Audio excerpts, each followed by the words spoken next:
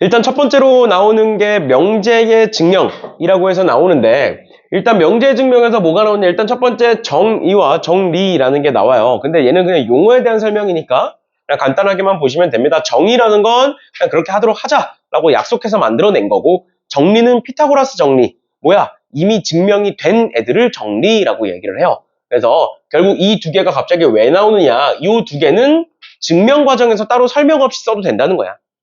알겠지? 증명 과정에서 쟤를 그냥 활용해서 증명해라 라는 거고, 여기도 또 모기가 있네. 아까 옆 강의실에서 모기 2마리 잡고 왔는데 여기 또 있네요. 아무튼 그렇게 해서 이제 용어에 대한 설명이니까 간단하게 넘어가시면 될 것 같고요. 결국 우리가 활용해야 되는 건 명제 증명에서 두 가지, 대우를 이용한 증명과 기류법, 이렇게 두 가지가 나오는데, 일단 첫 번째로 이제 저번 시간에 우리가 대우에 대해서 배웠었지. 그치? P이면 Q이다라는 애가 있다. 그러면 그거에 대한 대우는 not Q이면 not P이다 라는 애가 되는 건데, 뭐라 그랬어? 얘가 만약에 참이면 얘도 참인 거고, 얘가 만약에 거짓이면 얘도 거짓인 거다, 이렇게 얘기했었지. 그치? 그래서 대우를 이용한 증명이라는 게 뭐냐? 내가 P이면 Q이다라는 애가 참인지 거짓인지를 증명해보고 싶어.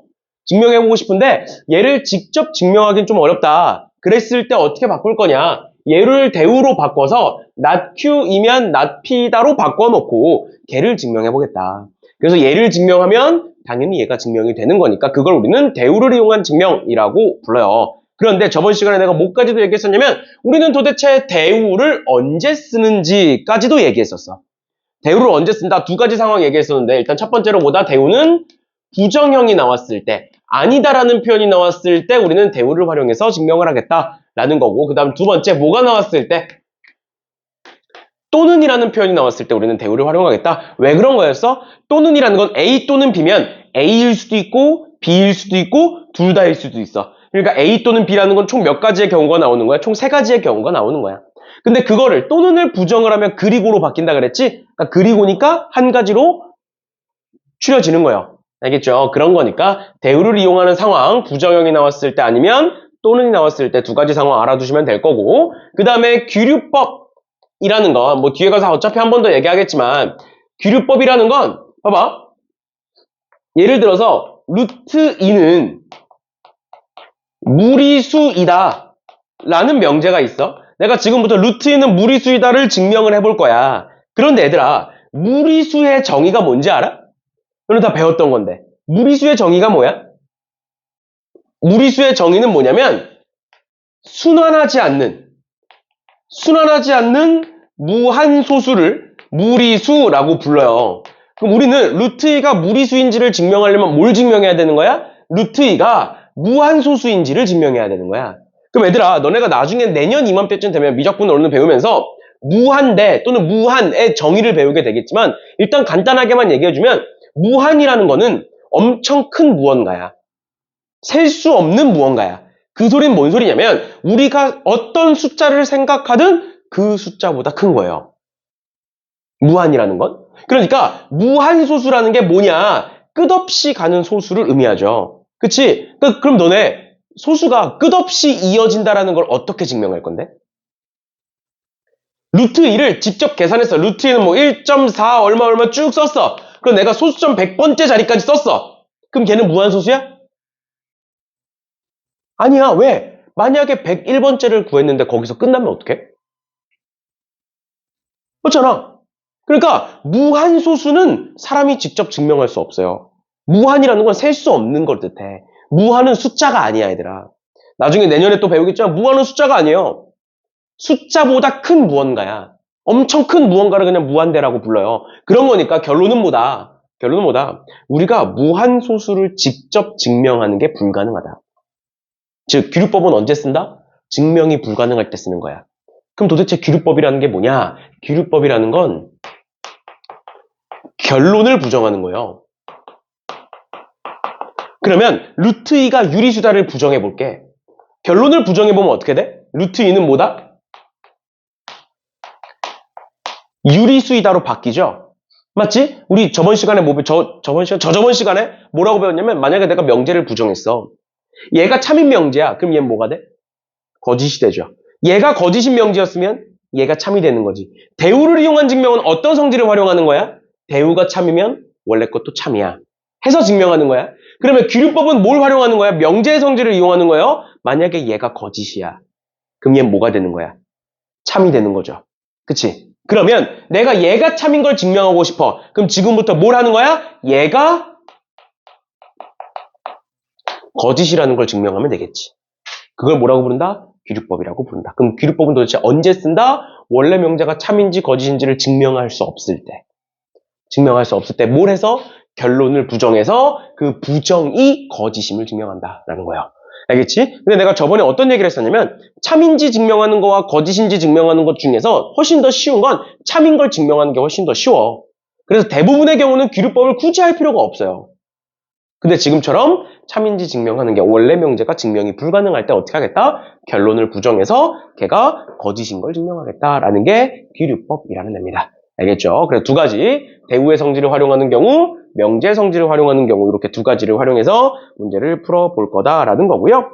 그래서 14번에 대우를 이용한 증명, 얘에서 우리는 뭘 알아야 된다고? 얘를 왜 대우로 증명하느냐를 알아야 된다고? 얘는 왜 대우로 증명해? 여기 뭐가 나와 있으니까. 또는이 나와 있으니까. 그래서 얘를 대우를 해보면 어떻게 된다? 얘를 앞으로 보내면 A 또는이니까. 그리고 B는 뭐다? 짝수의 반대니까 뭐로 바뀌어? 홀수이다. 그러면 뭐가 된다? A 곱하기 B는 뭐가 된다? 홀수가 된다. 둘 다 홀수면 곱했을 때 홀수다. 맞는 말 틀린 말? 맞는 말이죠. 아, 대우를 했더니 맞는 말이네. 그 원래 명제도 맞는 말이겠네. 이런 식으로 하는 거예요. 알겠죠? 그렇게 되는 거고, 사실 밑에 문제가 여러 문제가 있는데 이 중에 3번은 굳이 대우를 하지 않아도 증명할 수 있는 애야.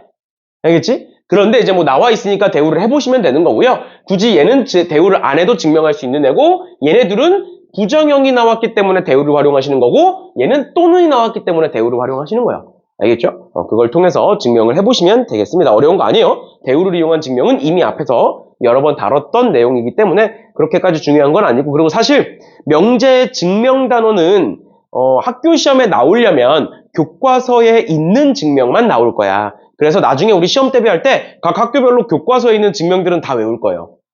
그거 다 외워야 돼. 알겠지?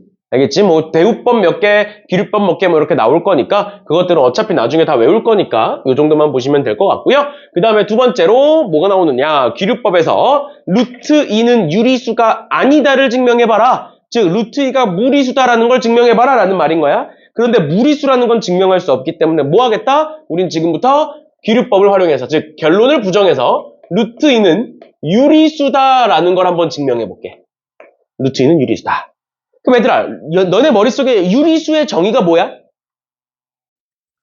유리수는 곧 뭐야? 유리수는 곧 분수를 의미하죠? 그치? 그래서 루트 2가 유리수이려면 루트 2가 m분의 n의 형태, 즉 분수의 형태로 정리가 돼야 돼. 그런데 유리수의 정확한 정의는 여기에 조건이 하나 더 붙어요. 뭐가 붙느냐? m과 n은 서로소다라는 조건이 붙습니다. 서로소여야 돼, 유리수이려면. 알겠죠? m과 n은 서로수다 또는 서로소인 정수다 또는 서로소인 자연수다 라는 조건이 항상 붙어야 돼. 알겠지? 그럼 그랬을 때 루트 2가 있으니까 양변 뭐 해볼래? 양변 제곱해보겠죠. 그럼 양변 제곱해보시면 2는 m제곱분의 n제곱이 될 거고요. 그러면 n제곱은 2 곱하기 m제곱이 될 거고, 얘들아 2 곱하기 무언가네? 우린 2 곱하기 무언가를 뭐라고 불러? 2 곱하기 무언가를 짝수라고 부르죠. 맞나요? 그러니까 결론은 뭐가 되는 거야? n제곱은 짝수네? 얘들아 n제곱이 짝수야. 어떤 숫자를 제곱했는데 짝수야. 그럼 n도 뭐야? n도 짝수가 되겠네요. 맞죠? n이 짝수니까 내가 n을 2k라고 써볼게요. 짝수일 거니까. 그 상태로 그 2k를 여기다 집어넣습니다. 그럼 어떻게 돼? 4k 제곱은 2m 제곱이 나오네? 그럼 m제곱은 뭐가 돼? m제곱은 2k 제곱이 되죠. 2k 제곱이면 얘는 뭐라고 부른다고? 짝수라고 부른다고. m제곱이 짝수니까 m은 뭐라고? m은 짝수라고요. n도 짝수고 m도 짝수네. 그럼 뭐라고 할 수 없어? 서로서로가 할 수 없죠. 따라서 m과 n은 서로소가 아니다. 서로소가 아니라는 건 루트 2는 유리수가 아니다. 해서 증명이 끝나는 거죠. 괜찮아? 괜찮아? 뭐가 생긴 거야? 앞에서 내렸던 가정과의 모순이 생긴 거예요. 그러니까 거짓이겠지. 그러니까 거짓일 거고, 그러니까 루트 2는 유리수가 아니다라는 결론이 만들어진다. 됐나요? 됐나요? 이런 식으로 봐주시면 되겠습니다. 그래서 기류법은 결론을 부정해서 쓴다라는 것까지 알아두시면 될 것 같고요. 지금 460번에 1번, 2번, 3번 이렇게 나와 있는데 사실 2번과 3번은 기류법을 안 써도 증명은 가능합니다. 증명이 불가능한 애들은 아니야. 근데 뭐 하라고 했으니까 한번 결론 부정하셔서 맞는지 틀린지 따져주시면 되겠습니다. 됐죠? 됐죠? 넘어갈게요. 그 다음에 나오는 게 두수 또는 두식의 대소관계라고 되어 있는데 너네 이거 중학교 땐가 배우는 거야. 중학교 땐가 초등학교 땐가 배우는 거예요. 5가 있고 3이 있어. 5가 있고 3이 있으면 둘 중에 누가 커? 당연히 5가 더 크지? 그 증명 어떻게 하는 거야? 5와 3을 빼보는 거죠. 뺐을 때 봐봐 5와 3이 있어. 그럼 5가 3보다 커. 그거 어떻게 증명한다고? 5에서 3을 빼면 몇이야? 2야. 얘가 양수야. 앞에 거에서 뒤에 거를 뺐는데 양수야? 그러니까 앞에 게 더 크다가 되는 거지. 맞죠? 그런 식으로 볼 수 있는 거고요. 그럼 두 번째, 너네 루트 5와 루트 3 중에 누가 더 크다라는 거 알고 있어? 루트 5가 더 크다라는 거 알고 있죠? 왜 그런 거야? 왜 그런 거야? 루트니까 뭐해서 빼면? 제곱해서 빼면 얘가 더 크니까 그런 거야. 마지막 세 번째, 절대값 5와 절대값 3 중에 누가 큰 거 알고 있어? 절대값 5가 더 큰 거 알고 있죠? 왜 그런 거야? 절대값도 마찬가지로 제곱해서 빼시면 왼쪽이 더 크니까 그런 거야. 알겠죠? 그래서 일반적인 숫자 또는 일반적인 식에서는 그냥 빼시면 되는 거고요. 그냥 빼시면 되는 거고요. 절대값 또는 루트가 나와 있을 때 뭐 해서 빼면 되겠구나? 제곱해서 빼면 되겠구나. 이렇게까지 알아두시면 대소관계가 증명이 된다라는 건데 그게 갑자기 왜 나오느냐? 절대부등식 때문에 그래요. 잘 봐. 저번에 이제 우리가 처음 개념 설명할 때 내가 간단하게 한번 얘기했었는데 지금 우리가 2단원에서 배우고 있는 게 명제라는 애야. 명제라는 애를 배우고 있어. 그런데 첫 번째에서 우리가 뭘 배웠냐면 명제와 조건에 대한 차이점에 대해서 배웠어. 명제라는 건 뭐야? 참거짓이 분명한 애들을 명제라고 부르고 조건은 뭐였어? x값에 따라서 참거짓이 변할 때 우린 그걸 조건이라고 불렀어. 맞죠? 맞죠? 그런데 대부분의 경우는 조건에 대해서 다루게 된다고. 왜? 조건 안에 들어가 있는 게 뭐가 있었어? 방정식과 부등식이 조건 안에 들어가 있어. 왜? 방정식은 걔를 만족하는 해가 존재하는 애들인 거고 부등식도 마찬가지로 그 식을 만족하는 해가 존재하는 애들이야. 그러니까 걔가 예를 들어서 x는 2다라는 애가 있으면 x가 2면 참이지만 2가 아니면 거짓이야. 라는 것 때문에 우리가 대부분의 경우에는 조건을 다뤘고 그 조건을 가지고 P이면 Q이다는 명제도 만들었어. 맞죠? 맞죠? 그런데 그 방정식들 중에서 항상 성립하는 방정식 또는 항상 성립하는 등식을 뭐라고 불러? 항등식이라고 부르죠. 항등식은 말 그대로 항상 성립하는 거야. 항상 성립한다는 게 뭐야? 항상 참이다라는 거야. 그럼 항등식은 뭐야? 명제예요. 항등식은 명제야. 왜? 항상 참이기 때문에. 뭔 소린지 이해가? 그 다음 두 번째, 부등식에서 항상 성립하는 부등식이 있겠지? 그 항상 성립하는 부등식을 앞으로 우리 뭐라고 부를 거냐? 절대 부등식이라고 부를 거예요. 항상 성립하는 부등식을 절대 부등식이라고 부를 건데 그럼 절대 부등식을 우리가 왜 배워야 돼? 절대 부등식은 뭐니까? 절대 부등식 명제니까. 그래서 나오는 거야, 절대 부등식이라는 애가. 알겠지? 항등식은 우리가 이미 1단원에서 배웠고 1학기 때 배웠고 그 다음에 두 번째로 부등식에서 항상 성립하는 부등식해서 절대 부등식이라는 애가 나온다. 근데 절대 부등식이라는 애가 갑자기 왜 뜬금없이 나온다? 얘는 명제이기 때문에. 그래서 절대 부등식은 총 3가지가 있습니다. 첫 번째로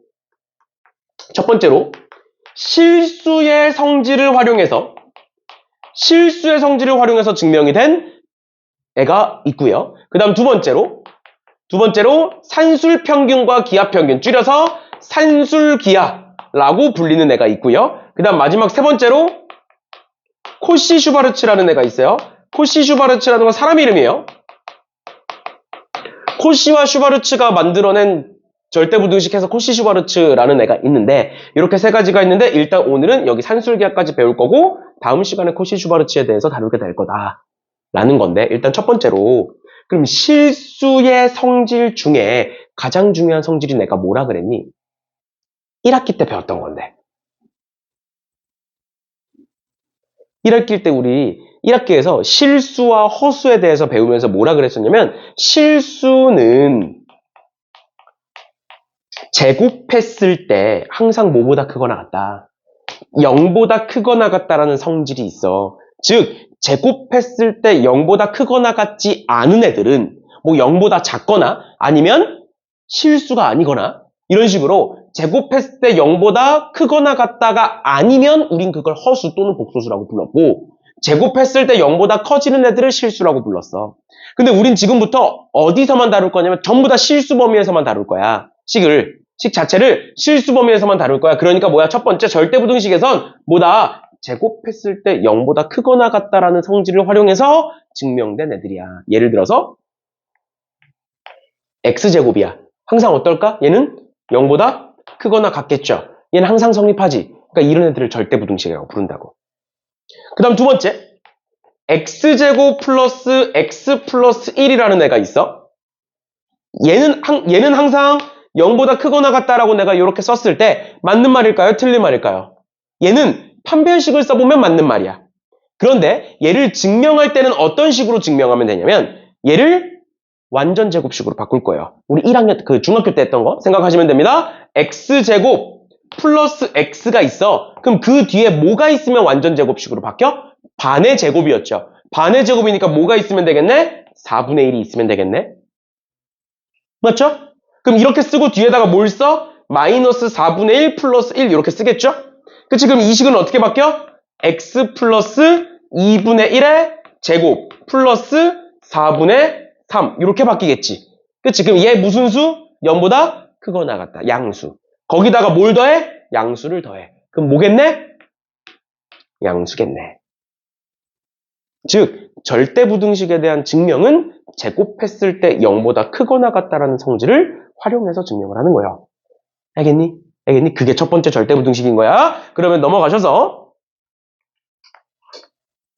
16번 볼게요. 얘네들을 증명하여라 라고 나와 있다고.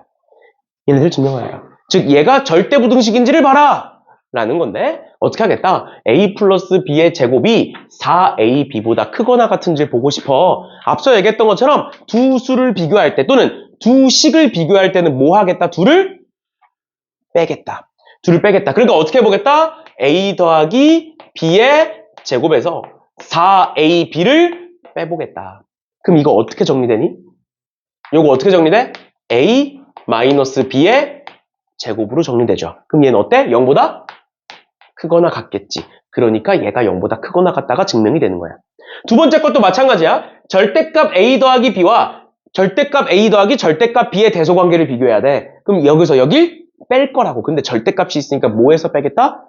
제곱해서 빼겠다. 그러니까 뭐 하겠다? 절대값 a 더하기 절대값 b의 제곱에서 절대값 a 더하기 b의 제곱을 빼보겠다. 그러면 얘는 어떻게 되는 거야? 완전 제곱식입니다. 완전 제곱식이니까 앞에 거 제곱 더하기 2의 두 개의 곱 더하기 뒤에 거 제곱 이렇게 될 거고 그 다음에 절대값을 제곱하면 그냥 풀리는 거야. 그래서 a제곱 더하기 2ab 더하기 b제곱 이렇게 됩니다. 절대값의 제곱은 그냥 그대로 푸시면 되는 거예요. 그럼 빼보면 a제곱, b제곱, a제곱, b제곱 다 사라지지. 그치? 그럼 뭐만 남아? 얘는 어떻게 되더라? 2의 절대값 ab 마이너스 ab가 되더라. 그럼 우린 이제 얘가 양수인지 음수인지를 볼 거야. 얘들아, 너네가 어떤 숫자에다가 절대값을 씌워. 근데 그 숫자가 양수야. 그럼 어떻게 돼? 그대로 나오지. 그러니까 ab가 양수면 이거 어떻게 돼? 0이 되죠? 똑같은 거니까. 근데 두 번째, ab가 음수야. 그럼 음수에다 절대값 씌우면 뭐가 돼? 양수가 되지. 음수가 양수로 바뀌지. 그 말은 절대값을 씌우면 값이 커진다는 거야, 작아진다는 거야? 값이 커진다는 거야. 음수가 양수로 바뀌기 때문에. 맞나요? 그러면 얘가 얘보다 어때? 절대값을 씌운 건 원래 거보다 어떻겠니? 당연히 크겠죠. 절대값을 씌우면 커지는 거라고. 양수면 그대로고. 그럼 얘는 어떻게 돼? 0보다 크거나 같다. 이렇게 되겠죠. 이해가? 다시 AB가 양수면 0이야.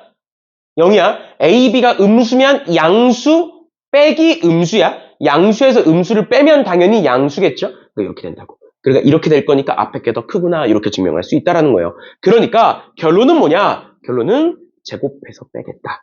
절대값이 나왔을 때. 그래서 그렇게 제곱해서 빼서 정리한 다음 양수인지 음수인지 보겠다라는 거고요. 그럼 밑으로 내려가서 461번을 볼 건데 461번에 나머지 애들은 전부 다 제곱해서 빼거나 그냥 빼거나 하시면 되는 거고 461번 볼 건데 보시면 a제곱 더하기 b제곱 더하기 1이 ab 더하기 a 더하기 b보다 크거나 같다라는 걸 증명해보래. 지금 여기는 절대값도 없고 루트도 없기 때문에 그냥 빼는 거야. 그럼 그냥 한번 빼볼게. 어떻게 하겠다? a제곱 더하기 b제곱 더하기 1에서 ab 더하기 a 더하기 b를 빼겠다. 이렇게 얘를 계산해 보겠다. 얘가 양수냐 물어보고 있는 거라고. 근데 우리 뭐 활용할 거라고? 실수의 성질을 활용할 거라고요. 실수의 성질에서 뭘 활용할 거라고? 제곱했을 때 양수라는 성질을 활용할 거라고요. 그래서 아까 우리 이거 어떻게 증명했어? x제곱 플러스 x 플러스 1 어떻게 증명했어? 완전 제곱식으로 바꿨죠. 쟤도 마찬가지로 완전 제곱식으로 바꿀 거예요. 완전 제곱식으로 어떻게 바꾸냐? 일단 첫 번째로 a에 대한 내림차순으로 정리합니다. a제곱에 마이너스 a에 1 플러스 b에 플러스 b제곱 마이너스 b 플러스 1 이렇게 정리를 해볼게. 그러면 어떻게 할 거냐면 이 둘을 가지고 완전 제곱식 만들어 볼 거야. 옆에다가 만들어 볼게. a제곱에 마이너스 a에 1 플러스 b가 있으면 그 뒤에 뭐가 있어야 완전 제곱식이 되겠니? 뭐가 있어야 된다고? 반의 제곱이 있어야 된다고. 뭐에 대한? 개수에 대한 반의 제곱이 있으면 돼. 그럼 뭐가 있으면 돼? 뒤에 4분의 1 플러스 b의 제곱이 있으면 얘는 완전 제곱식으로 바뀌어. 근데 당연히 내가 얘를 써줬으면 똑같은 걸 뒤에다가 빼줘야겠죠. 그치? 그러면 요만큼은 어떻게 바뀌니? 요만큼은 어떻게 바뀌어? a 마이너스 2분의 1 플러스 b의 제곱 이렇게 바뀐다고. 맞니? 그 다음 뭐가 있어? 마이너스에 2분의 다시 4분의 1 플러스 b의 제곱이 있고 그 다음 플러스 b제곱 마이너스 b 플러스 1 이렇게 돼 있는 거야.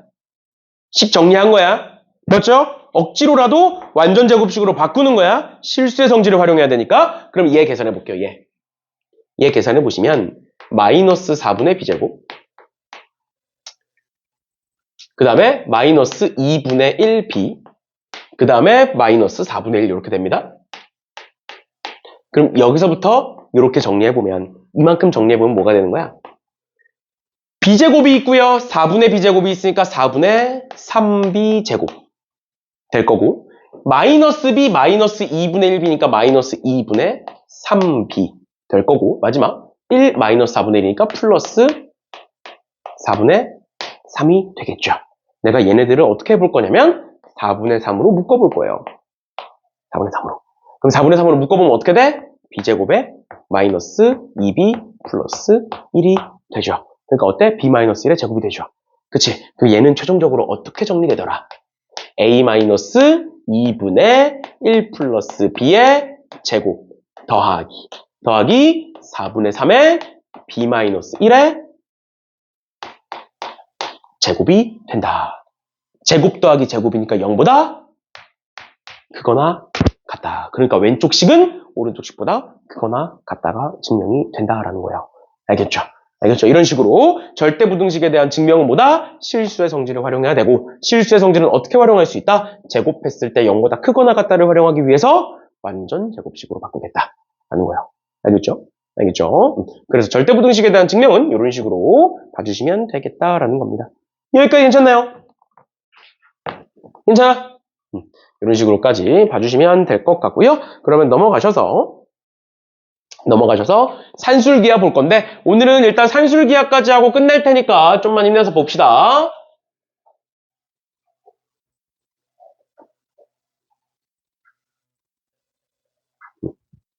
그래도 너네는 그나마 이제 뭐 방학 스케줄이나 이런 게 이제 안 겹쳐가지고 괜찮은데 지금 소화고가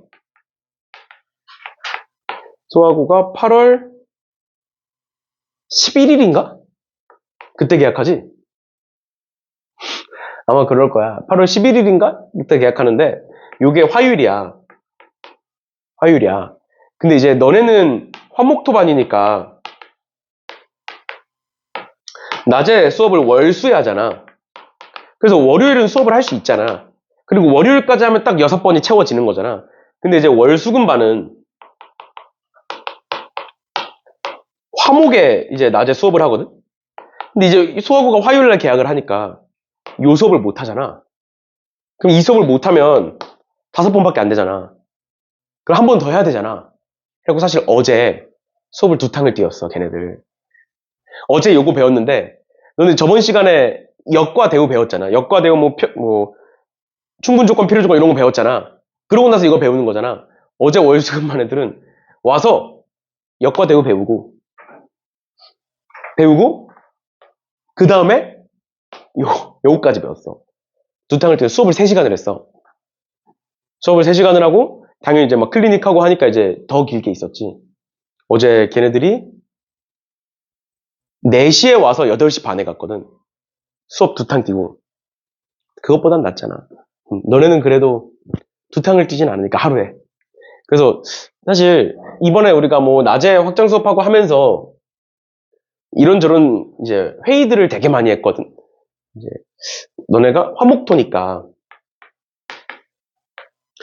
오전 수업을 월수에 할 거냐, 뭐 수금에 할 거냐, 월금에 할 거냐 이거에 대해서 이제 회의를 하다가 이제 금요일에 하는 건 좀 아닌 것 같다, 애들이. 왜냐면 금요일도 일찍 하고 토요일도 일찍 하니까 연달아 일찍 하는 건 좀 아닌 것 같다 해서 이제 월수로 정해진 건데, 이제 우리가 수학 선생님이 총 3분이 있어.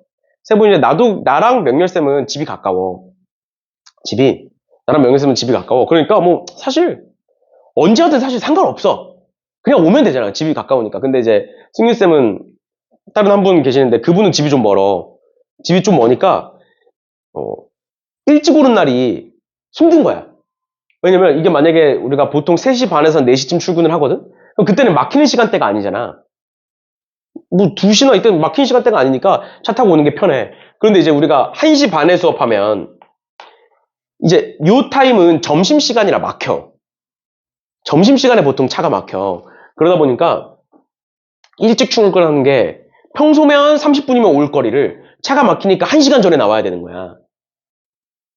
근데 지금 우리가 너네는 월수에 하고 월수금반 애들은 화목에 하니까 월화수목을 일찍 나와야 되는 거잖아. 뭔 느낌인지 이해했죠? 월화수목을 일찍 나와야 되는 거니까 그게 너무 힘들다. 그래서 하나를 좀 몰고 싶다. 얘기를 하시는 거야. 그러니까 예를 들어서 뭐 낮에 수업을 화금에 일찍 수업하는 거지. 예를 들면 화금에 일찍 수업을 해. 그래서 화금으로 다 몰아. 그러면 월수금반 애들은 금요일 날 2탕을 뛰는 거고, 화목토반 애들은 화요일 날 2탕을 뛰는 거지. 그러니까 2탕을 뛴다는 게 뭐야? 수학만 하루에 6시간을 하겠다는 거야. 1시간 반, 1시간 반, 1시간 반, 1시간 반이니까. 뭔 느낌인지 얘가? 근데 또 한쪽으로 몰면 우리 지금 1시 반에 시작하잖아. 한쪽으로 몰면 반이 많아지잖아. 화목에. 그럼 아침 10시부터 시작해야 돼. 수업을 다 하려면. 그럼 어떻게 돼? 너네 입장에서. 아침 10시부터 1시까지 수업을 듣고 집에 갔다가 5시 반에 다시 와서 5시 반부터 8시 반까지 다시 한 번 하는 거야. 이제 그렇게 결국 안 했어. 근데 이제 그 이유가 이제 내가 격하게 반대를 했어. 애들이 그거 못 버틴다. 하루에 6시간 하는 거 못 버틴다. 근데 할 수 있대. 할 수 있대. 자꾸 이제 할 수 있대. 아, 그러면 해보셔라. 그래서 이제 승윤쌤이 이제 반에 가서 얘기를 한 거지. 이렇게 하는 거 어떠냐. 그랬더니 일찍동 사는 애들이 반발이 일어난 거야. 그럼 저는 아침 10시에 왔다가 1시까지 듣고 다시 집에 갔다가 다시 학원에 5시 반까지 와서 다시 들어야 되지 않냐. 근데 왔다 갔다만 오는데 30분, 가는데 30분이면 1시간씩, 그러니까 하루에 2시간씩 길바닥에서 버려야 된다. 너무하지 않냐. 이제 이렇게 된 거지. 이게 집이 가까우면 뭐 끝나고 집 갔다가 다시 오고, 사실 걸어 왔다 갔다 하면 되니까 상관이 없는데, 일직동이나 하면, 아니면 저기 뭐 광명동이나 이렇게 사는 애들이 있으면 이렇게 된다. 그래가지고 이제 안 했는데. 그래서 이것 때문에 되게 많은 얘기들을 했었어. 예를 들어서 이제 화목토고 화금해한다 그러면 하루에 2번 수업 듣는 건 아니다. 그러면 낮에는 수업을 하고 저녁에는 시험을 보자. 그러니까 수업은 5번인데 그 중에 한 번은 테스트를 보고 나머지 4번은 진도를 나가는 거지. 그럼 그 테스트 보는 건 매주 보는 거야. 매주 그 주에 한 거를. 뭔 느낌인지 이해가? 4일 수업했어. 그럼 4일 수업 동안 배운 게 있을 거 아니야. 그거를 몰아서 화요일날 시험을 봐. 매주. 그러니까 매주 화요일 저녁 시간은 시험 보는 날이야. 그렇게 하자. 그러면 하루에 2번 수업 듣는 건 아니니까. 2번 오긴 하지만 수업을 나가진 않으니까 애들이 괜찮지 않겠냐. 그래, 좋은 생각이다. 이렇게 됐지. 그래서 이제 원래 만약에 그렇게 됐으면, 이렇게 하면 그렇게 할 생각이었어. 화요일날 시험을 보자. 그러면 그 전주에 배운 걸 화요일날 와서 시험 보고, 그 전주에 배운 걸 화요일날 와서 시험 보면 매주 시험을 볼 수 있지 않겠냐. 근데 이제 결국엔 그 일직동 사는 애들 때문에 너무하다. 너무 힘들다. 그건 좀 아니다. 해가지고 이제 바뀌었는데, 그렇게 안 했는데, 뭐 이런저런 고민을 계속 하고 있어요. 그래서 겨울에는 그렇게 될 수도 있어요. 아직 확정 아니야. 계속 얘기하고 있어. 왜냐면 이제 여름은 우리가 어쩔 수 없이 진도를 나가야 되니까 다 하잖아. 근데 이제 겨울은 선택이야. 해도 되고 안 해도 돼. 사실. 왜냐면 어차피 겨울은 기니까 우리가 대수를 나갈 때 정규 수업만 해도 대수 개념은 나갈 수 있어. 근데 이제 개념만 하고 바로 들어가기에는 조금 부족하다 생각하는 애들이 이제 대수 뭐 문제풀이나 심화 수업을 같이 듣는 거고, 아니면 나는 미적분 원을 미리 선행을 해보고 싶다 하면 미적분 원 선행을 선택해서 듣는 거고, 나는 정규만 해도 벅차다 그럼 정규만 듣는 뭐 이런 식인 거야. 그러니까 누구는 하고 누구는 안 해. 그러다 보니까 이제 좀 문제가 또 있어요. 이렇게 하는 데 있어서. 그래서 이런 어떻게 할까를 막 이렇게 저렇게 선생님들끼리 다 얘기를 하고 있는데, 오히려 그럼 겨울은 선택이니까 하루에 2번 오는 게 싫으면 선택을 안 하면 되잖아. 이제 예를 들어서 겨울은 어차피 선택인데 그렇게까지 싫은 애들은 선택을 안 하면 되는 거고, 그게 괜찮은 애들은 선택해서 들으면 되는 거고. 그렇지 않냐 그러면 그것도 일리 있다. 이제 근데 그래도 조금 그렇지 않냐. 뭐 하여튼 이런저런 얘기를 하고 있는데, 그래서 겨울에는 조금 이제 바뀔 수도 있어요. 그러니까 화목토인데 이제 특강을 화금에 한다든가 아니면 월목에 한다든가 뭐 이런 식으로 바뀔 수도 있어요. 월토에 할 수는 없으니까. 토요일날 너네 시간 없잖아. 월토는 안 되니까 월목이나 이렇게 해서 바뀔 수도 있다. 근데 이제 일직동 사는 애들을 어떻게 할 거냐가 이제 문제여서, 그거는 이제 생각을 해봐야죠. 어떻게 할 건지는. 일직동 사는 애들이 그렇게 힘들면 단체로 그냥 썸머나 윈터를 시키든가. 집에 가기 싫어? 독서실 가. 이제 독서실 가서 공부해. 그리고 다시 와. 뭐 이런 식으로 하면 집 갈 일이 없으니까. 아무튼 그래서 겨울에는 또 바뀔 수도 있어요. 그래서 겨울에 뭐 바뀌는 시스템이나 이런 게 있으면 한 번 더 얘기를 해드릴게요. 알겠죠? 그때 돼서 또 이제 아직 확정된 거 아무것도 없으니까 의견을 얘기해 주시면 최대한 반영을 해드릴게요. 아무튼 봅시다. 17번에 산술평균과 기하평균의 관계라고 되어 있는데, 일단 우리가 1차적으로 알아야 되는 건 그럼 도대체 산술평균과 기하평균이라는 게 뭐냐라는 것부터 알아야겠죠? 그럼 첫 번째로 산술평균 볼게요. 산술평균이라는 게 나오는데, 산술평균이라는 게 뭐냐면 우리가 평상시에 보는 평균. 우리 A라는 숫자가 있고 B라는 숫자가 있을 때 A, B의 평균을 어떻게 구해?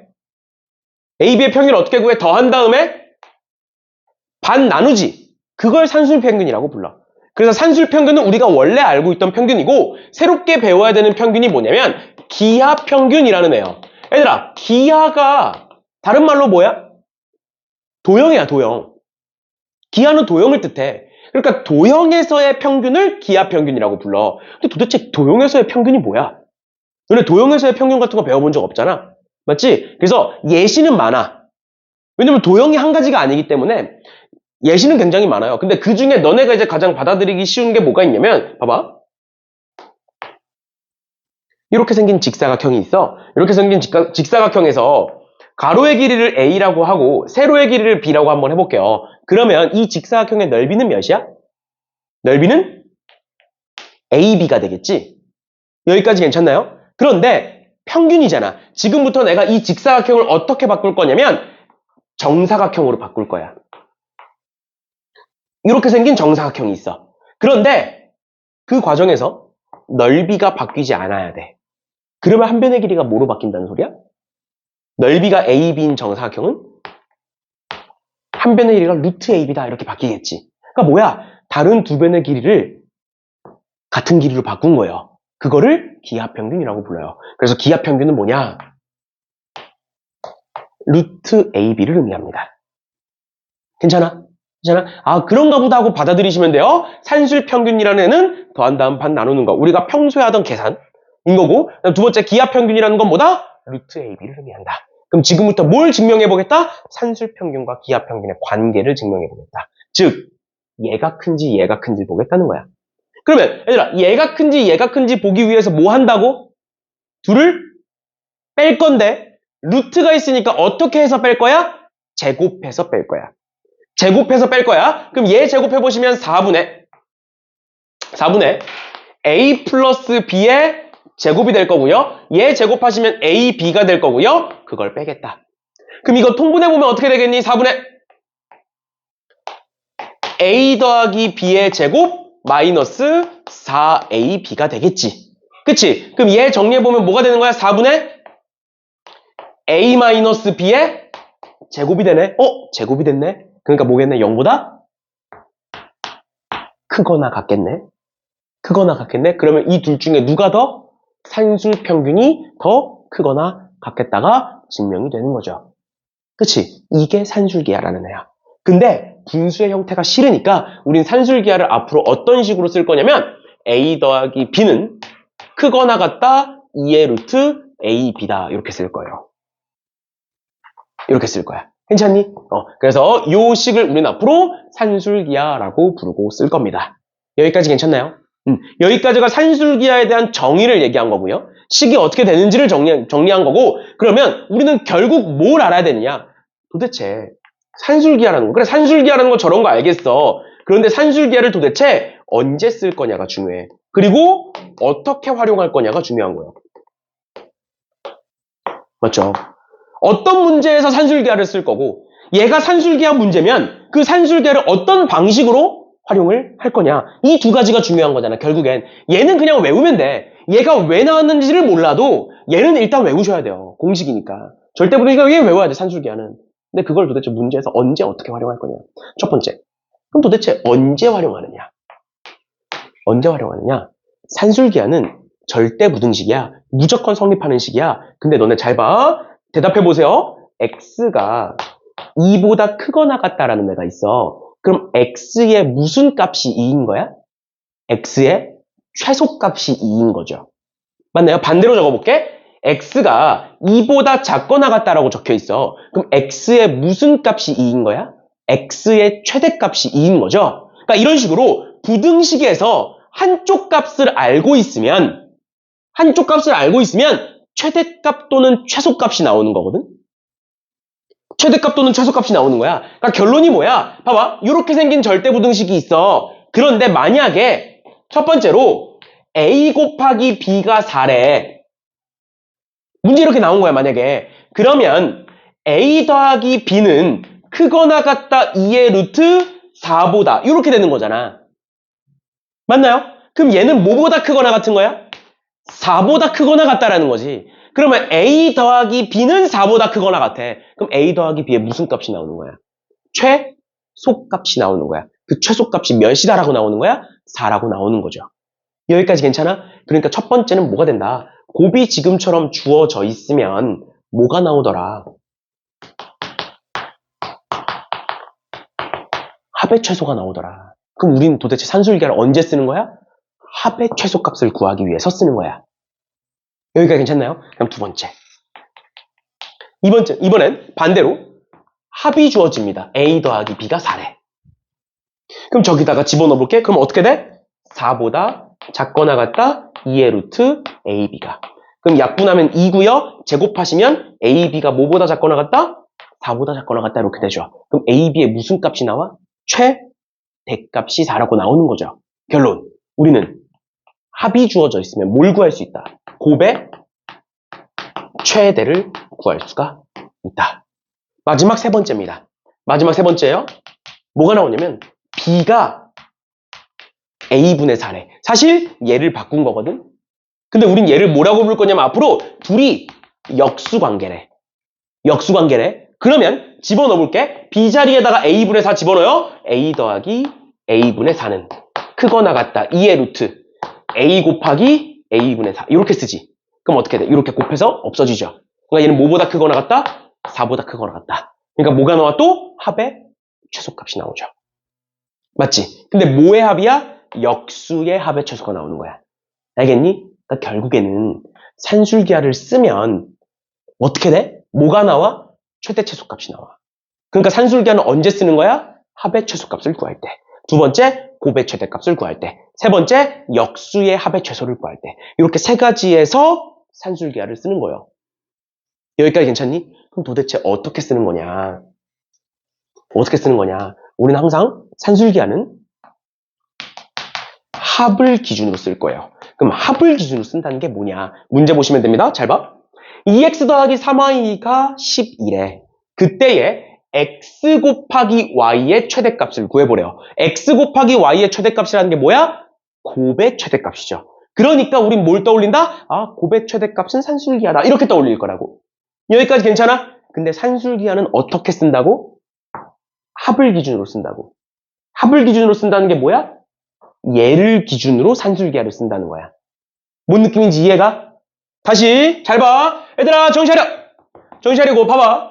2x 플러스 3y를 기준으로 산술기하를 쓸 거야. 그러니까 여기에 a 자리에 뭘 집어넣은 거고 2x를 집어넣은 거고 b 자리에 뭘 집어넣은 거야? 3y를 집어넣은 거야. 맞니? 그러니까 얘는 뭐보다 크거나 같다가 나와? 2의 루트 6xy보다 크거나 같다라는 게 나오지. 즉 둘을 곱해서 여기다 적으면 돼. 맞나요? 근데 얘가 몇이래? 얘가 11에 얘가 11에 그러면 이 약분하면 6보다 루트 6xy가 작거나 같은 거고 제곱해서 계산하시면 xy는 6보다 작거나 같은 거니까 6보다 작거나 같은 거니까 xy의 최대값은 몇이다? 6이다 이렇게 나오는 거야. 근데 만약에 반대로 곱을 기준으로 산술기하를 쓰면 어떻게 되냐면 곱을 기준으로 산술기하를 쓰면 어떻게 되냐면 xy의 최대값이니까 a에다 뭐 집어넣은 거고 a에다 x 집어넣은 거고 b에다 y 집어넣은 거야. 그럼 어떤 식이 만들어져? x 더하기 y는 2의 루트 xy보다 크거나 같다 이렇게 만들어져. 얘가 몇인데? 얘 몇인데? 모르잖아. 그럼 산술기하 쓸 수 있어 없어? 없어. 얘가 몇인지 모르는데 얘의 최대값을 어떻게 구해? 그러니까 우리는 산술기하 어떻게 쓰는 거야? 항상 합을 기준으로 쓰는 거예요. 이게 첫 번째. 곱을 기준으로 쓰면 식을 구할 수가 없어서 그래. 그 다음 두 번째로 왜 합을 기준으로 써야 되느냐? 잘 봐. 여기서부터가 제일 중요해. xy의 최대값이 6이라는 거 구했어. 근데 우리는 지금부터 뭘 구할 거냐면 그때 x가 몇이고 y가 몇인지를 구할 거야. 그때의 xy 값을 구하고 싶어. 그럼 잘 봐. 얘들아. 어디니? 여기서 x가 2보다 크거나 같다라고 했어? 그럼 x의 최소값은 몇이야? x의 최소값은 2야. 그러니까 결국에 산술기하는 최대 최소를 찾기 위해서 쓰는 거야. 그럼 최대 최소를 찾기 위해서 썼어? 그래서 2가 최소값이라는 거 구했어? 그러니까 언제가 최소값이야? 얘가 뭐 할 때 둘이? 같아질 때가 최소값이죠. 최대값도 마찬가지야. x가 2보다 작거나 같아. 그러니까 최대값은 몇이야? x가 2일 때야. 결론이 뭐야? 산술기하를 썼어. 이렇게 식이 나왔어. 이렇게 식이 나왔어. 그럼 언제가 최소값? 언제가 최대값이라고? 이 둘이 뭐 할 때? 같아질 때. 그러니까 이 둘이 뭐 할 때? xy가 몇일 때? 6일 때가 최대값인 거잖아. 그때의 xy를 구하래. 그럼 잘 봐. 최대값과 최소값이라는 건 뭘 얘기하는 거냐면 등호가 성립할 때를 얘기하는 거야. 등호가 성립할 때. 등호가 성립할 때가 언제야? 증명 과정 봐봐. 쭉 했어. 얘니까 0보다 크거나 같아. 등호가 성립한다는 건 얘가 0이라는 거죠. 얘 언제 0이야? 언제 0이야? A, B가 같을 때가 0이야. 맞아? 아, 그러면 x 곱하기 y가 6이니까 x, y가 같을 때가 등호가 성립할 때네? 그럼 x가 몇이고? x가 루트 6이고 y가 루트 6이겠네? 하면 틀리는 거라고. 하면 틀리는 거야. 왜? 우리는 뭐를 기준으로 쓴다? 산술계는 항상 합을 기준으로 쓴다. 합을 기준으로 쓴다는 게 뭐야? 여기서 이 둘이 같다는 거야. 그러면 2x 더하기 3y가 12인데 2x와 3y가 똑같아. 그럼 2x는 몇인 거고? 6인 거고 3y도 6인 거죠. 그럼 x는 몇인 거고? 3인 거고 y는 몇인 거야? 2인 거예요. 이해가? 그러니까 문제에서 그때의 x, y를 찾아라 라고 얘기하면 뭐 하면 돼? 합을 기준으로 이 둘이 같을 때. 근데 그 합이 12니까 반반 나눠 가지면 되는 거죠. 괜찮니? 여기까지 이해가? 이렇게까지가 산술기하에 대한 내용이고요. 이제 간혹 가다가 문제에 나와서 간단하게 마지막으로 하나만 보면 A, B는 무조건 양수여야 돼요. 알겠지? 그 이유는 기하 평균 때문이야. A, B가 뭐였어? 가로 길이, 세로 길이였죠? 그래서 양수여야 돼요. 알겠지? 그래서 지금 문제에서도 X, Y가 양수라고 나온 이유가 그것 때문이야. 근데 뭐 그렇게까지 중요한 건 아닙니다. 어차피 산술기하 문제는 양수가 되도록 나올 거거든. 뒤에 가서 또 보게 되겠지만 그 조건은 그냥 항상 달려 있을 거예요. 그 조건은 항상 달려 있을 거니까 그 정도만 봐주시면 되겠고 2번도 봅니다. 2번 x 곱하기 y가 8이래요. x 곱하기 y가 8인데 x 더하기 2y의 최소값을 구해보래. 뭐야? 합의 최소값이에요. 합의 최소값이니까 우리는 산술기하를 쓸 거다. 뭐를 기준으로? 항상 합을 기준으로. 그러면 x 더하기 2y는 크거나 같다 2의 루트 몇 xy? 몇 xy? 2xy 이렇게 적힐 거라고. 왜? 이 둘의 곱이 들어가는 거라고. 합을 기준으로. 맞나요? 그럼 2xy는 몇일 거니까? 16일 거니까 xy가 8이니까 그러면 2루트 16은 뭐가 된다? 8이 된다. 아, x 더하기 2y의 최소값은 몇이겠구나? 8이겠구나. 그때의 xy 값을 구하래. 그럼 x는 몇인 거야? x 더하기 2y가 8인 거야. 근데 이 둘이 같을 때가 최소값이라고. 그럼 x는 몇? 4. y는 몇? 2. 이렇게 되는 거라고. 바로 구할 수 있어야 돼. 알겠지? 항상 뭐를 기준으로 산술기하는 합을 기준으로 쓰셔야 돼요.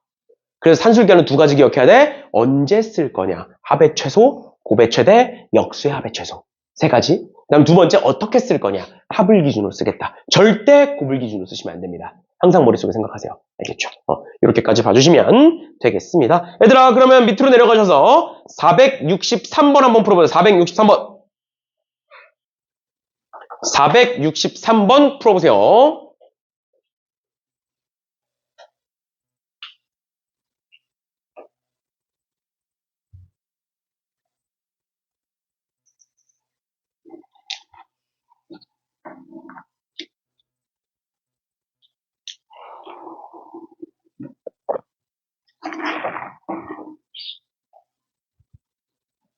정신을 차리시고 463번 풀어보세요. 얼른.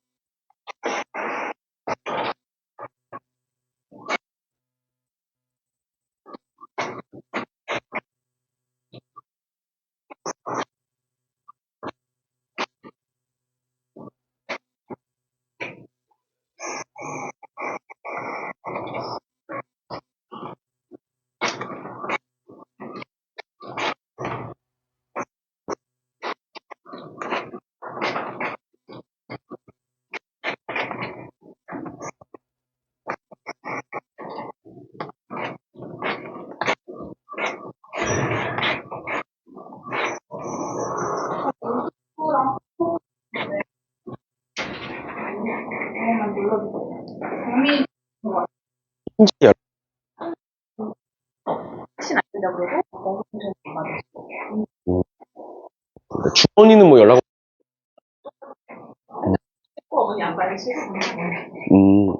알겠습니다.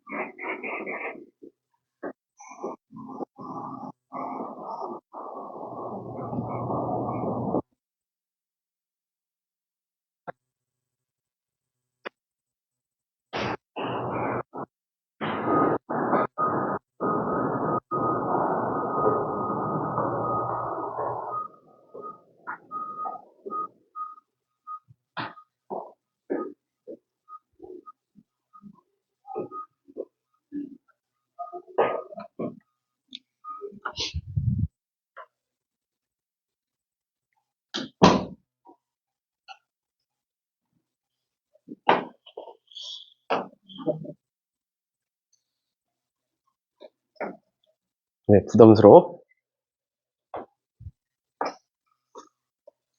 왜 안 풀었어?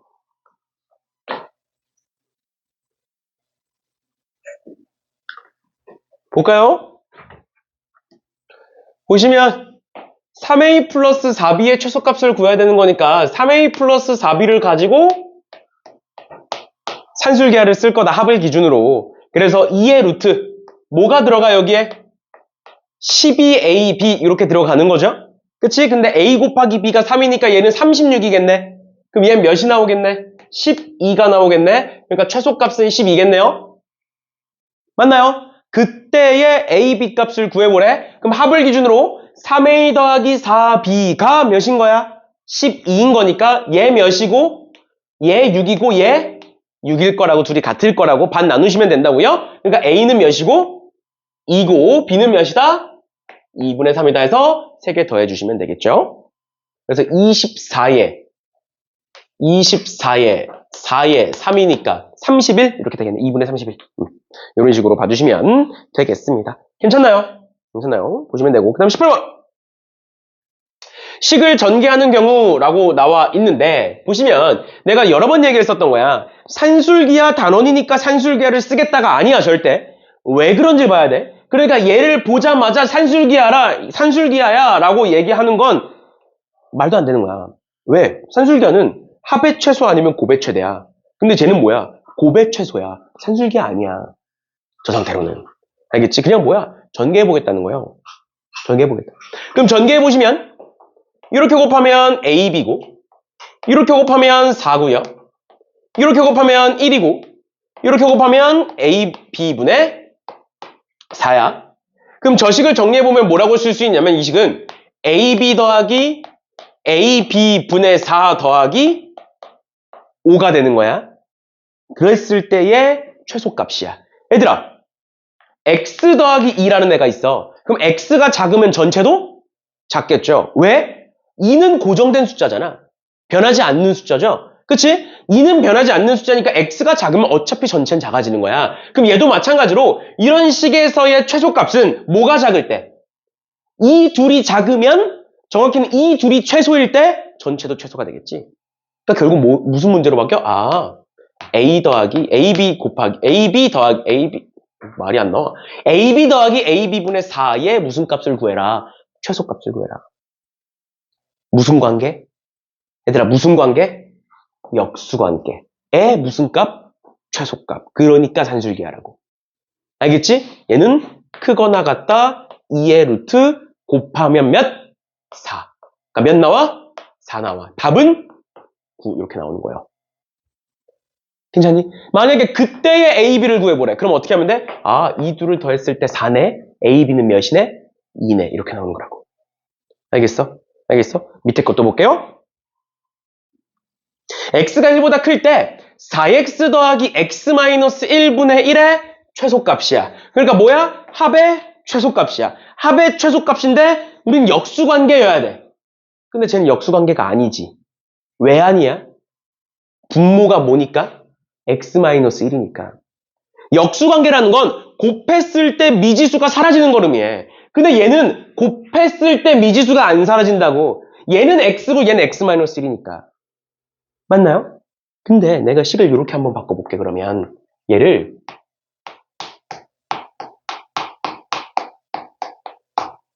이렇게 된다라고 가정을 해보자. 그러면 어떻게 돼? 이젠 역수관계가 되지. 맞나요? 그러니까 지금처럼 더했을 때의 최소값을 구하려면 산술기하를 써야 돼. 근데 산술기하를 쓰려면 역수관계여야 돼. 근데 얘네들은 지금 역수관계가 아니야. 그러니까 내가 얘를 가지고 이런 식으로 변형을 해주겠다는 거야. 뭐야? 분모와 미지수를 맞춰주겠다는 거야. 근데 이렇게 되면 뭘 뺀 거야 사실상? 4만큼을 뺀 거지. 그러니까 뒤에다 뭘 해줘야 돼? 4만큼을 더해줘야겠죠. 그러면 얘는 뭐보다 크거나 같은 거야? 2의 루트? 둘의 곱은 4. 그러니까 얘가 몇인 거야? 4인 거야. 답은 8인 거야. 괜찮니? 근데 만약에 그때의 x값을 구해보래. 그럼 항상 뭐를 기준으로 생각해라? 합을 기준으로 생각해라. 둘을 더했을 때 몇이야? 8이야? 둘을 더했을 때 뭐야? 4야. 그럼 얘는 몇이야? 2인 거지. 그걸 가지고 x값을 구하면 된다고. 알겠어? 한 번 더 보자. 한 번 더 보자. 밑에 거 467번 보세요. 467번에 x가 마이너스 2보다 클 때 쟤를 구해봐라. 3x 플러스 5와 x 플러스 2는 역수관계가 아니다. 그러니까 내가 얘를 어떻게 바꿔줄 거다? 분모와 미지수를 맞춰줄 거다. 그러니까 어떻게 쓰는 거야? 3에 x 플러스 2 더하기 x 플러스 2분의 3이라고 쓰고 뒤에다가 뭘 빼? 1만큼을 빼겠죠. 왜? 원래는 5였는데 6으로 바꾼 거니까. 됐니? 그러면 요만큼은 뭐보다 크거나 같다. 2의 루트 곱이니까 없어지면 9. 즉 몇일 때다? 6일 때다. 답은 5다. 6 빼기 1이니까. 그럼 그때 최소값을 구하래. 그러면 이 둘이 같을 때 그게 6이니까 얘가 몇일 거다? 3일 거다. 이렇게 볼 수 있는 거지. 그러면 여기에 x가 마이너스 2보다 크다가 왜 나오느냐? 양수여야 되니까. 양수여야 되니까 나오는 거예요. 알겠죠? 알겠죠? 이런 식으로 봐주시면 되겠습니다. 됐나요? 양수여야 되니까 나오는 거야. 그래서 산술기하 문제는 항상 저 범위가 따라다닐 거야. 알겠죠? 그래서 저 범위가 그렇게까지 중요하진 않아요. 그냥 산술기하는 양수일 때 성립하는구나 정도만 알아두시면 됩니다. 어차피 양수인 애들이 나올 거니까. 알겠지? 그래서 우리는 이렇게 두 가지 산술기하를 언제 쓸 거냐, 어떻게 쓸 거냐. 이렇게 두 가지 보시면 될 것 같고요. 그 다음 넘어가셔서 너네가 싫어하는 거 활용해줘. 너네가 제일 싫어하는 거 활용이잖아. 그치? 활용을 볼 건데 보시면 오른쪽 그림과 같이 수직인 두 벽면 사이로 길이가 20m인 철망이 있다. 길이가 20m인 철망이 있고 그랬을 때 이 닭장의 바닥의 넓이의 최대값을 구하여라. 얘들아, 요 바닥의 넓이는 직사각형이잖아. 직각삼각형이잖아. 그럼 직각삼각형의 넓이는 가로 곱하기 세로 곱하기 2분의 1로 구하죠. 그럼 내가 이 둘을 xy라고 둬볼게. 그러니까 우리가 구해야 되는 건 뭐야? 넓이의 최대값이라는 건 2분의 1 xy의 최대값이야. 뭐의 최대값이야? 곱의 최대값이야. 그러니까 우리 뭘 쓸 거야? 산술기하를 쓸 거야. 그럼 산술기하 어떻게 써? 합을 기준으로 써. 그럼 우린 지금부터 뭘 구해야 돼? 합을 구해야 돼. 맞나요? 맞지? 그러면 얘가 20m인 거 줬잖아. 그럼 여기서 뭐 할래? 피타고라스 쓰겠죠? 뭐가 된다? x제곱 더하기 y제곱은 400이 된다. 괜찮지? 여기까지 괜찮죠? 근데 우리가 알고 싶은 건 xy인데 여기는 x제곱 y제곱인데요? 상관없다고. 왜? 우린 산술기하를 항상 합을 기준으로 볼 거니까. 그러니까 얘를 기준으로 보겠다. 크거나 같다. 2의 루트, 둘의 곱이니까 x제곱 y제곱 나오겠죠. 맞나요? 그럼 이 약분하고 양변 제곱하면 200의 제곱보다 그냥 제곱할 필요가 없네요. 다시 이 약분하면 200이니까 200보다 xy는 작거나 같다 이렇게 나오겠지. 그럼 xy의 최대값은 200이다. 그러면 집어넣으면 답은 100이다. 그때의 xy를 구하래. 그럼 어떻게 하면 돼? 합을 기준으로 보라고. 더했을 때 400이야. 둘이 같을 때야. 그럼 몇? 200, 200. 즉 루트 200. 10루트 2가 되는 거예요. 가로, 세로 길이가 둘 다. 알겠죠? 이런 식으로 봐주시면 될 것 같고요. 밑에 거 한번 볼게요. 468번 문제. 이런 사각형 문제는 학교 시험에 굉장히 많이 나오고 여태까지도 많이 나왔던 애들이야. 그래서 보시면 철사의 길이가 40cm래요. 그걸 가지고 이런 애들을 만들었대. 그랬을 때의 넓이의 최대값 그리고 그때의 가로의 길이를 구해보래요. 그럼 내가 요 길이를 x, 요 길이를 y라고 한번 해볼게. 그럼 x가 몇 개인 거고 x가 8개인 거고 y가 몇 개인 거야? y는 총 5개인 거예요. 그러니까 결론은 뭐야? 8x 더하기 5y가 40이라는 걸 알려준 거고요. 그 다음 두 번째로 넓이 어떻게 구해? 가로 곱하기 세로지? 가로의 길이가 몇이니까? 4x니까 우리가 구해야 되는 건 뭐의 최대값? 4xy의 최대값이야. 그러니까 뭐야? 그러니까 곱의 최대값이야. 그러니까 산술기한 거야. 근데 산술기하는 뭐를 기준으로? 합을 기준으로. 즉 크거나 같다 2의 루트 둘의 곱 40xy. 이해되셨나요? 그럼 이 약분하고 이 약분하면 20이지? 제곱합니다.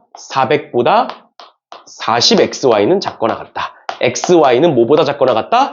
10보다 작거나 같다. 그럼 4xy의 최대값은 40. 됐니? 그때의 가로 길이 구해볼게. 뭐를 기준으로? 합을 기준으로. 둘이 같을 때 40이야. 몇? 20, 20. 즉 8x가 20이거든. 가로의 길이 몇 x야? 4x야. 그러니까 답은 10 이렇게 되는 거지. 이해돼?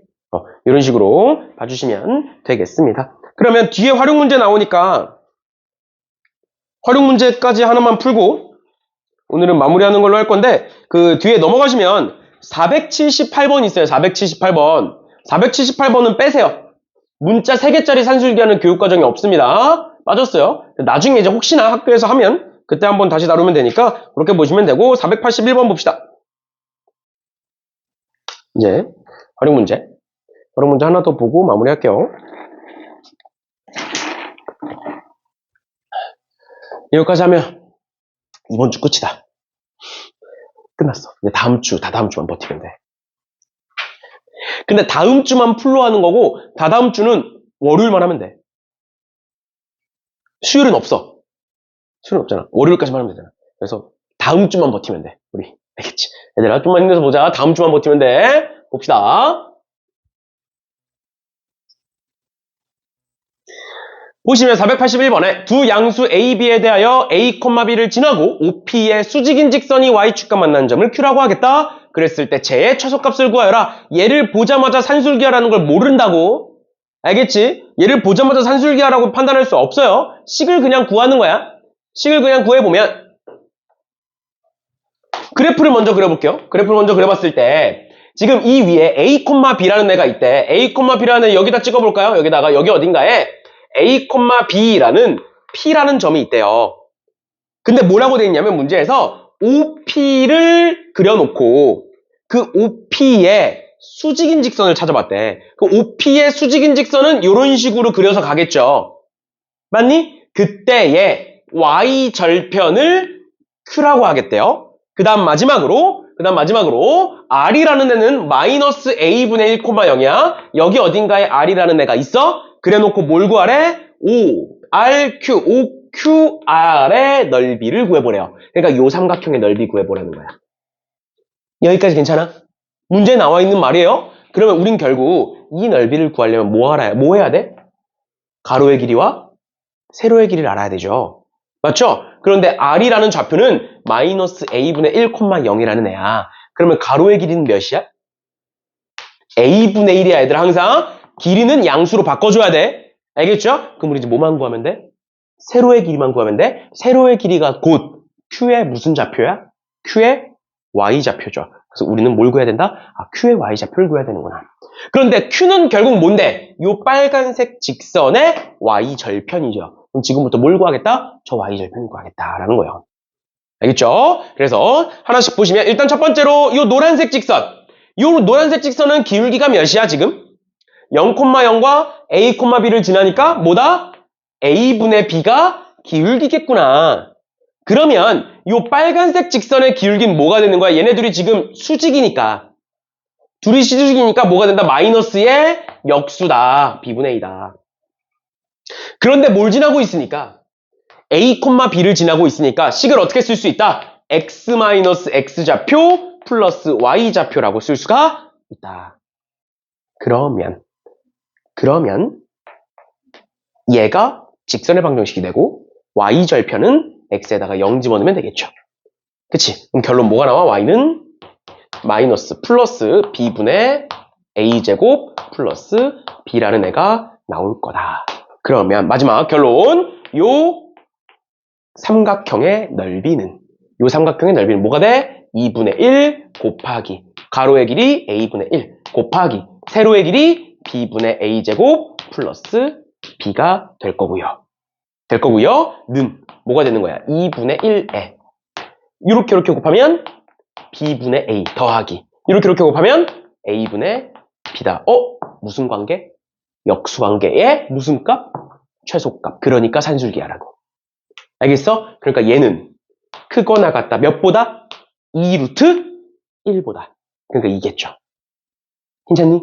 그러니까 얘가 2니까 답은 1이겠구나. 만약에 그때의 A, B를 구해보래. 그럼 어떻게 구하면 돼? 더했을 때가 2구나. 그냥 몇이구나? 1이구나. 즉 A, B가 같겠구나. A가 같겠구나.